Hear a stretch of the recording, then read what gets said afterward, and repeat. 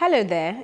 8th of March is International Women's Day, but here at PlusTV Africa, we are dedicating the whole month to some amazing women. In partnership with Tech Cabal, we are having one-on-one with ladies in technology to understand how they have managed in a male-dominated industry.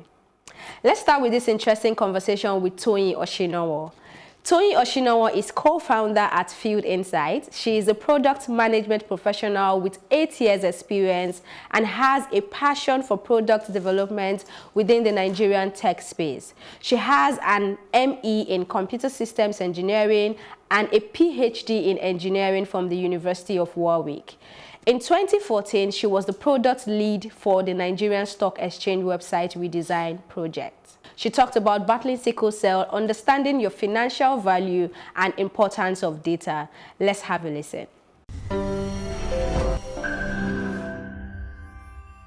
It's really exciting to do this conversation, or to have this conversation with you, because I stumbled on a video you did talking about your experience, your pain with sickle cell. Yes. Now, that is one of the, should I say, the issues I'm very passionate about, or I like to talk about. You know, sometimes I talk about the things I like lending voices to, and people ask me, how can you relate? And I just say, I can't relate. Just let it be, you know. So do you want to share a bit of it, and how do you cope with being in tech? I mean, that's another challenging career that you have, but you're doing this and doing this well. So how has it been for you? So the sickle thing, it's weird because I've been doing it all my life. I don't really know any other way of doing it. It's interesting because my life is unpredictable. One day I'm getting the work done. The next day I'm floored and I have to spend like a week in bed, just with pain and everything. So it adds some flavor to my life, which is interesting. And then I decided to go into an industry that doesn't have a lot of women at all. Needless to say, on a global scale, black women, because I just wanted to make things more interesting in life. It's tough because there are a lot of underlying things that we as women have to deal with. And being in Africa, there's also the cultural aspect as well. Simple things like your value, your financial value to a company. I've been in situations where even though the policy is everyone is the same, when it comes to the water cooler conversations, guys would be like, why are you asking for more pay? You are going to live in your father's house until you get married. You don't need to get a house. You don't need to buy a car. A guy will take care of you. And it's not about that. It's about my value. It's about my skill sets, what I bring to the table, and how much you're willing to pay for that. All the other stuff, it's not relevant. It's excuses. So there are a lot of things that I've had to deal with. And one of the key things that I learned is waiting for somebody else to solve the problem is never going to work.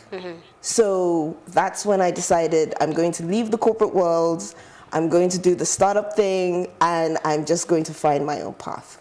Okay, I know they say being a woman is expensive, but I heard you say being you is even more expensive. Yes. So how expensive is that? So with the sickle, what tends to happen is you have to go to the hospital. So in countries like the United Kingdom, where you have the NHS, you basically go in, you don't pay for prescriptions, you don't pay for anything like that. When you go into hospital in a country like Nigeria, for instance, the bed, the pills, the drip, the stuff that they use to set up the drip, you have no idea how long you're going to be there. And it's not the same as breaking a leg where you fix it and you know at the end of the day it's done.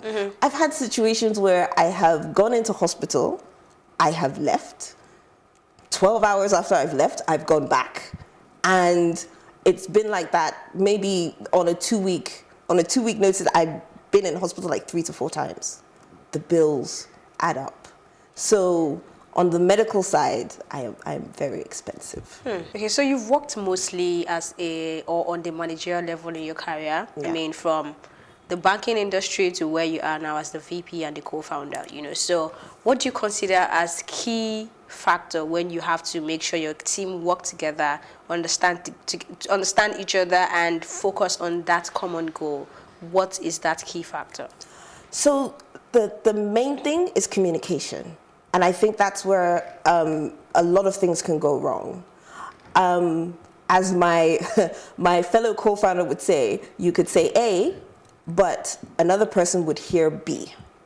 So for me, it is constantly communicating with my team, be it verbal or be it written. There's the other thing that I have, or I try to keep in mind, is the ego stays at the door. You do have with developers. Developers are a very unique creative breed. They think they know more than you, the individual who's telling them, no, this is not right. It can get confrontational.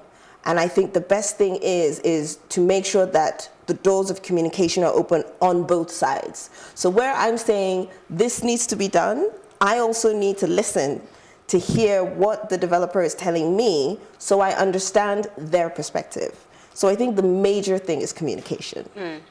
Okay, so let's talk about your personal life and how you've had to deal with discrimination. Because for you, I mean, we all know there's discrimination for gender women. Yes. And then you have the discrimination. I think you're one of the few that is very comfortable to say that sickle cell is a disability, because Yes. you said that and you were very clear. But I've had people and I've had conversations or arguments where they say, no, you can't say it's a disability, Yes. But you're very clear with that. So looking at it from the disability angle and being a woman and then being in tech, Yes. let us into your world of discrimination, because I'm not even going to ask if it happens or not. Man. So a lot of these things, it's never intentional. And the term I would say is microaggressions. It's never intentional. It's not a full-blown, because you're this, you cannot do this. But people's mindsets then kind of allow them to say certain things, and that kind of beats down on a human being. So when it comes to things like, Toyin, you can't do this, you will fall sick, you've not given me a chance to basically say whether I can or cannot. Mm-hmm. You've already determined that. It's about having a conversation to take back that power, but not being aggressive about it. Because at the end of the day, they're coming from a side where they're thinking they're helping, but they're not. Because the best person to know whether I can do anything or not is me. I have 38 years experience in this game, so I know. When it comes to discrimination along the sides of gender, it is about actually being extremely stubborn, but again, not being too aggressive with it. You have to stand your ground. I've had experiences where I'm explaining to somebody, this is not going to work for whatever reason. And I've had situations where, one, why are you talking to me about this way? Respect yourself, fool. Or you're not technical enough to understand this. And sometimes it's best to lose the battle, but win the war, which is part of the reason why I decided I'm not going to work for anybody. I'm going to figure it out. I'm going to make partnerships. I'm going to get myself in a situation where I don't necessarily need to answer to anybody who doesn't understand me and where I'm coming from, and who doesn't appreciate me for who I am, as opposed to my race, my gender, my disability. So it's about figuring out how to make things work. It's about standing your ground, but also not being a terrible person about it. Okay, so let's still talking about discrimination. There is this popular opinion, or as far as I'm concerned, I would say unpopular opinion, saying that women can be emotional when they are making decisions that has to do with business and not necessarily their emotions, like managerial decisions, logistic decisions. They can bring emotions into it. Have you found that to be to be the truth in any way? It's funny. Men emotionally react. Okay. They just emotionally react in a different way, but they still emotionally react. I've been in meetings where it is very obvious that you are emotionally reacting and making things difficult, and you're a man. But for some reason, when a woman does it, oh, she's being a woman, oh my God. But when a man does the same thing, everyone sits down, maybe grumbles a little, but take it as fact. I don't think there's a difference. Maybe the delivery is a difference, but I don't think there's a difference. Okay, so what future do you envision for technology ecosystem in Nigeria, say in the next 5 years? So for me, I think data. My company, our focus is collecting data, being able to make predictions with data, being able to determine, okay, say for instance, I sell rice, right? And I want to figure out where I'd be able to make the most money. Based on the data that has been collected over the 5 years, I can then say, okay, this week I'm going to make sure a certain portion of rice, the majority of it is going to go to this state, because based on past data, they seem to need a lot over this time period. So right now we're in this situation where everyone is collecting big data. Everyone is talking about artificial intelligence, machine learning, and everyone's trying to figure out, how we're going to make this work. And I think in the next 5 years, that's when a lot of this is actually going to be implemented, and we're going to cut out a lot of inefficiencies. Okay, so we're counting down to Lagos, Women Lagos exhibition, yes. And we're excited about this, and you're part of it. So I need to understand why you're excited about it and what you think this type of exhibition can do for young girls that want to come into the industry.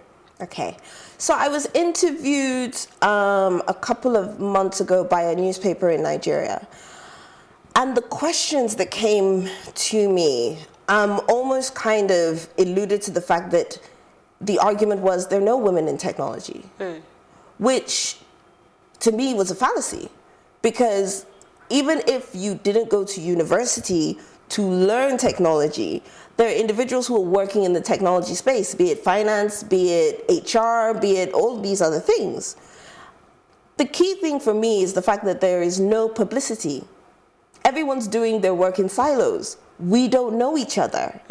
I think for guys, there is that element of the bros, where it's like, this is what I do, this is what I do. There's a team spirit. Women are not necessarily that teamy. So there isn't a space where we can celebrate ourselves and say, these are our achievements, this is what we do, this is how we contribute to moving forward. So the idea of having this platform, first of all, showcasing all the women that are in tech right now, inspires our girls to say, okay, I can take, STEM classes, and I can go to university to learn how to be a developer. And my first thought is not, am I going to get married type thing, but how can I be self-sustaining to facilitate me partnering with somebody and moving on with my life? There needs to be that emphasis of, you have a brain, you are smart, you can build and create within technology. Thank you so much for joining us on PlusTV Africa, Toyin. Thank you. Thank you.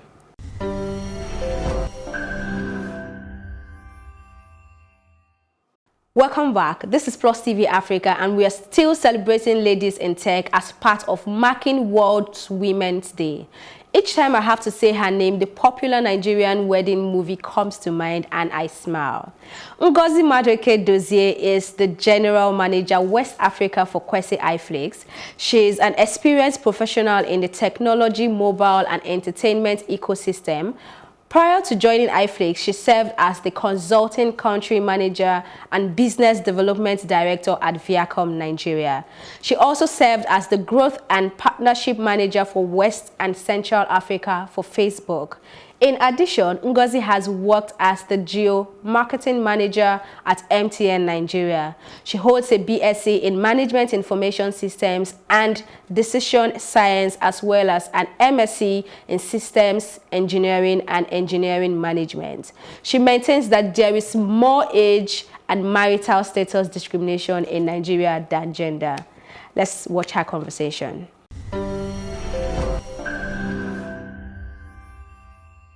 Thank you, Ngozi, for joining us to discuss women in tech. I mean, this month is a beautiful month, and it's highly important to have these conversations.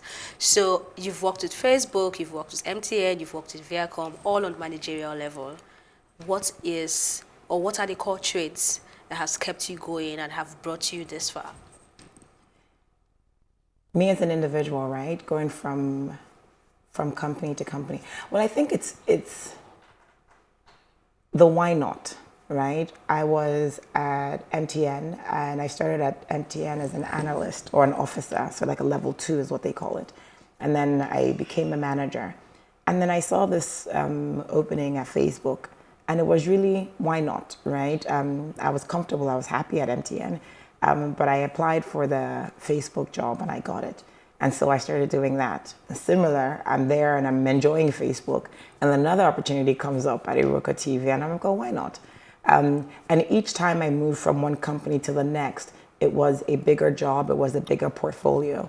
And so instead of asking myself, well, why should I apply for that job? I'm like, why not apply for it? And I think it's me questioning or having the audacity to ask myself, why not, is what has kept me moving from role to role, and then seemingly also climbing the ladder in one way, shape, or form. So these movements, from what you just said, they are deliberate. Oh yes, So what do you think about being part of an organization and looking at it as family and saying, okay, I want to be in this organization to move it from point A to point B? Like, does that limit one's ability to move up in the industry? So I think you always look at it from different points of views, right? You can, and there are people that join companies and they move from department to department or different roles and functions. I think it always has to be symbiotic in the sense that I'm giving to the company and the company is giving back to me. Okay. And I think that whenever any of these opportunities present themselves, I ask, is this opportunity something that would expand me or kind of stretch me even more so than the current role that I'm in? A male-dominated industry, I mean, I don't want to say sadly so, but yeah, it is. So how has the experience been working with men in the industry, and then have you experienced any form of discrimination? To be honest, not in any specific way that is not cultural, if that makes any sense. I think what I faced more coming up was just age, right? You hear things like a small girl like you, or you would hear people would comment about, and she doesn't even have children. Those kinds of things are the things that you would hear, because I think that we equate those things to how big you are, or how much you would know. The interesting thing about technology, or how much respect you can command. How much respect you command, exactly. The interesting thing about technology is that it's normally the younger folks anyway, and so I find that whenever I walk into a space just believing that, Ngozi, listen, people are going to have their assumptions about you, whatever it is. It can be your accent, it could be the way you made up, it could be anything.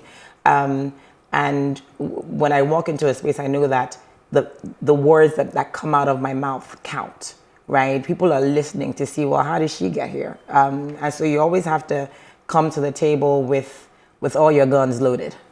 Okay, so what advice would you give let me put it this way, a girl child or a young lady that wants to be in the industry, technology? What advice would you give them? What would you say, this is what you should look at, and this is how you should behave, or this is how you should grow your career? So I'm a mother of 2 girls, and I say this to both my kids and to my nieces and to everyone really. I find a lot of times we are so distracted by the pursuit of perfection. A lot of times, a woman wouldn't put herself forward if she sees a job description and maybe there's 10 things that are in the job description, the requirements for the role. If a woman doesn't have maybe 9 of the 10, they're like, oh, I'm not good enough for this role. Meanwhile, our male colleagues might have like 4 out of the 10, and they're like, this role was made for me. And so I say to the women that I come across, old and young, because I think it's something about us women, You don't have to be perfect, right? You look at the role and you say, well, can I do it? And can I learn on the job? And what makes me great for this role? And you go in gunning for that role with all confidence. We have to be okay with failing. And I say, put yourself forward. If it's something that you want and something that you think you can do and you think you deserve, then put yourself forward. What's the worst that's going to happen? They tell you no. But then you've gained the experience of whatever it is, the interview process or the trial process. You've gained that knowledge. I always say that men, I think, are more prepared for these kinds of failures, because even from growing up, right, as the man that would ask you, do you want to dance or do you want to go out, right? And so if you say yes or say no, they're just used to that. Women, we're not used to rejection, I don't think. And so we want to be perfect for the role because it almost limits the possibility of rejection. So I think we should get comfortable with failing, right? And then when you're comfortable with failing, you put yourself out there more. And you'll be surprised how many times you actually succeed. Okay, so right now you're playing in the media industry. Yes. And you're playing big, actually, because Kwesi iFlix is more like the future. So when we're talking of media, how would you say the technology would affect media in the next 5 years? So one of my favorite images that I use in my PowerPoint slides shows people watching at a concert. And if you look at people watching a concert or participating in a concert 10 years ago, you're probably just sitting there and clapping and watching. Now, what are we doing? We're sitting there, we have our phones and we're recording, right? We're recording ourselves watching the concert. Basically, we all have content. Exactly. We all have content. And so I think in this media space, there's a lot to be said for user-generated content. One of the things that we did at Kwesi iFlix during the elections that just passed over the weekend was that we asked people that were on the street, that were going to vote, just to take pictures or take videos of them voting, what's happening in your ballot, in your polling unit. And that was massively successful, right? Because we are all generating content all the time. So I think several things are going to happen. User-generated content, as YouTube already shows, is going to be key to success. And obviously, mobile is the future, right? In Africa specifically, the ratio of TV sets to mobile phones is going to be 1 to 5. By 2020, and these are GSMA numbers. And so anybody that is in content now is thinking about content that can be consumed on mobile. And I think that is just where we are now when it comes to media. Okay, so in improving the media with technology, for women playing in this field, how well do you think they can cope, and what do you see, or what do you hope to see for women in technology in the next 5 years? So women in tech, women in media, I feel like the one thing is not to typecast, right? You have amazing women coders, you have amazing female producers and directors and scriptwriters. And so I think that almost back to the first thing that I said about the audacity to put yourself forward, the audacity to fail, is that have the audacity to put yourself in a position that you're not comfortable in, right? As opposed to the stereotypical typecasts. I think women will gain a lot from going outside the box, right? And I can't wait to see that many more women producers and directors and CEOs. That's another thing I realized when you look at all the tech companies, a lot of women in tech, but how many women CEOs do you have? I think there's also the fear of failing. So I would be a fantastic COO, right? Because then if it fails, then it's really the CEO that failed, isn't it? But female founder is a little tougher to find, and I think it's also that fear of failing. So who inspires you in the industry, outside the industry, in Nigeria, outside Nigeria? To be honest, I'm inspired by everyday women. I get this question a lot, and your typical answers, and these are amazing women, would be like a Michelle Obama or an Oprah or a Mrs. Awoshika. And these are all amazing women, but I am actually inspired by you don't know these women in totality, right? You know about them. The women that inspire me are women around me, right? My sister, Ruby Onwudiwe, my sister's in-law, Adesowa Dozie, Aisha Dozie, Ife Dozie, real women that are, I don't know if I can say this, that are kicking butt in their workspace, in their industries. and are holding it down at home. They're amazing mothers, they're amazing sisters, they're amazing in-laws, and somehow they're able to juggle all the balls and look amazing while they're, while they're killing it in the workplace as well. So those are the women that inspire me, real women that I see every day that are in the struggle. And are there women that are not real? Fair enough. So, well, real to me, right? Okay. As opposed to the image of somebody or, the idea of somebody. These are women that I know and I know their stories. So that's what I mean. Okay, so we're counting down to Women in Lagos Exhibition, Tech Women Lagos Exhibition very soon. And I would like to understand why you're excited about it and why you've decided to be part of the project. I'm excited about it because I think they're taking it from a different angle. I like their theme, Audacity. I think I've used that word several times, even in this interview, because it's a different angle. It's not just talking about women and the pay gap and women in men industry. It's like, no, okay, fine. We already know those things exist. But that aside, let's talk about women and what it would take. And I think Audacity, which I think is their theme, is an amazing start because it speaks to all the things that I have mentioned that I think are some of the reasons why there is this gap, notwithstanding everything else that exists in the ecosystem. Sometimes I think it's just the audacity to step out and the audacity to fail and the audacity to not succeed. And those are the things that sometimes keep us within our box as opposed to stepping out of the box. Thank you so much for joining us on PlusTV Africa.